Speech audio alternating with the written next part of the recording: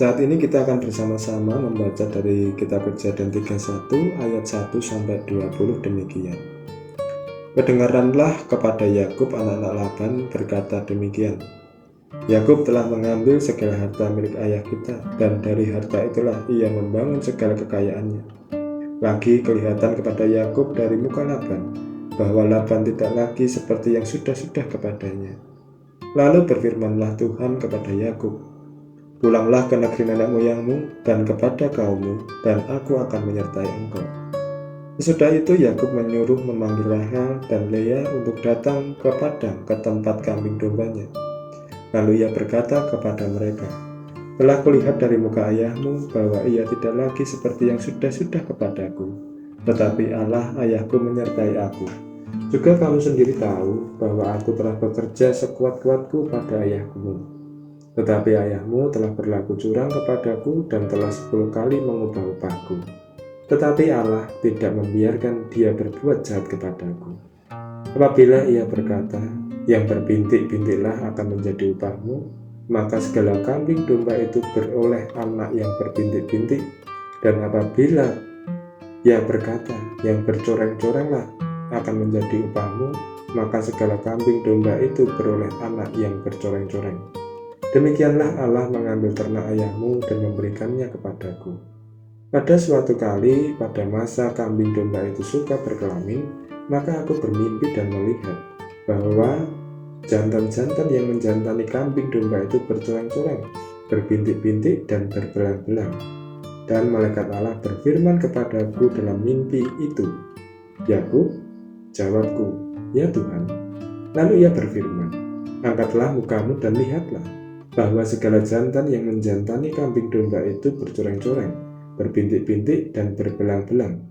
Sebab telah kulihat semua yang dilakukan oleh Laban itu kepadamu. Akulah Allah yang di Betel itu, di mana engkau mengurapi tugu dan di mana engkau bernazar kepadaku. Maka sekarang bersiaplah engkau, pergi dari negeri ini dan pulanglah ke negeri sanak saudaramu.' Lalu Rahel dan Lea menjawab Yakub katanya, 'Bukankah tidak ada lagi bagian atau warisan kami dalam rumah ayah kami? Bukankah kami ini dianggapnya sebagai orang asing karena ia telah menjual kami? Juga bagian kami telah dihabiskannya sama sekali. Tetapi segala kekayaan yang telah diambil Allah dari ayah kami adalah milik kami dan anak-anak kami. Maka sekarang perbuatlah segala yang difirmankan Allah kepadamu.' Lalu bersiaplah Yakub, dinaikannya anak-anaknya dan istri-istrinya ke atas unta. Digiringnya seluruh ternaknya dan segala apa yang telah diperolehnya, yakni ternak kepunyaannya yang telah diperolehnya di padang Aram, dengan maksud pergi kepada Iskak ayahnya ke tanah Kanaan. Adapun Laban telah pergi menggunting bulu domba-dombanya. Ketika itu Rahel mencuri terapung ayahnya, dan Yakub mengakali Laban orang Aram itu dengan tidak memberitahukan kepadanya bahwa ia mau lari. Demikianlah ia lari dengan segala harta miliknya.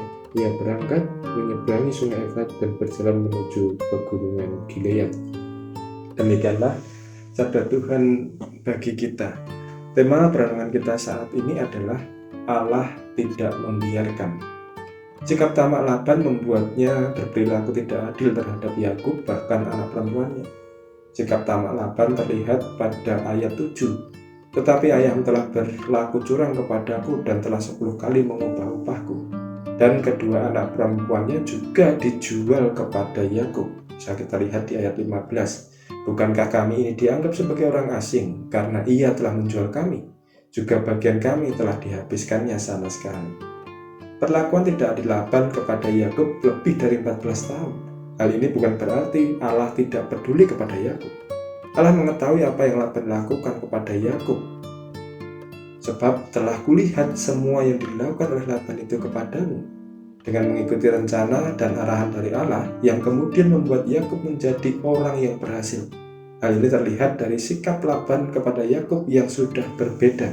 Berbeda di sini dapat ditafsirkan menunjukkan ketidaksukaan atas keberhasilan Yakub melebihi dirinya. Ketidaksukaan Laban ini adalah bibit yang dapat memunculkan perilaku buruk sehingga Allah menyuruh Yakub pergi meninggalkan Laban dan kembali ke Kanaan.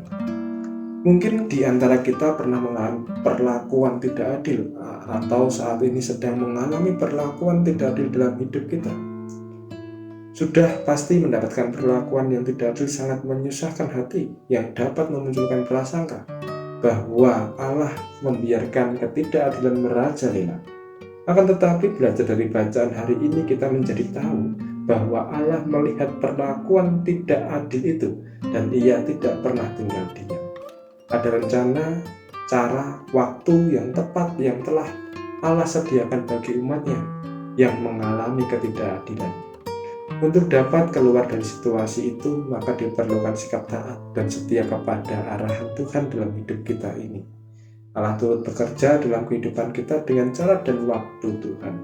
Kiranya melalui bacaan kita dan renungan saat ini, kita semakin diberi keteguhan hati untuk terus-menerus setia kepada Tuhan dan setia untuk terus-menerus menjalani kehidupan dalam rencananya. Tuhan memberkati kita sekalian. Amin.